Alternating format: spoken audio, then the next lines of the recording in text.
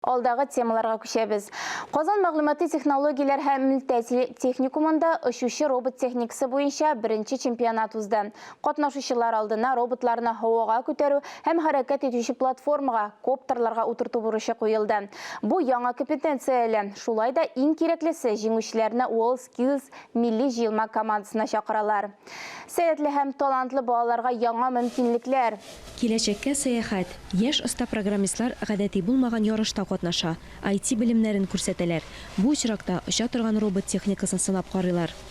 Татарстанның төбәк чемпионатына оча торган робот техникасы компетенциясе буенча төрле уку йортларыннан 16 яшьтән алып 22 яшькә кадәр 5 оста катнаша.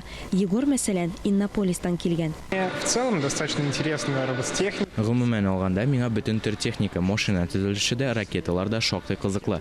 Ә хәзерге вакытта программалаштыру барлык технологияларның үсеш үзәгендә булырга мөмкин булган шактый уңайлы алымнарның берсе. 12 яшьлек Булат та үзен сынап карый. Очучы робот техникасы белән оста эш итә инде. Ул безгә махсус күзлекләр белән идарә ителә торган аппарат турында сөйләде. Аларда дрон хәрәкәтен күзәтеп була икән. Моның белән идарә итү бик авыр, чөнки теләсә нинди хәрәкәт ясап ялгышырга мөмкин. Коптерда тиешсез урынга очу куркынычы бар. Конкурсның 3 көнендә берничә модульны сыныйлар. Һәрберсе өчен баллар исәпләнә.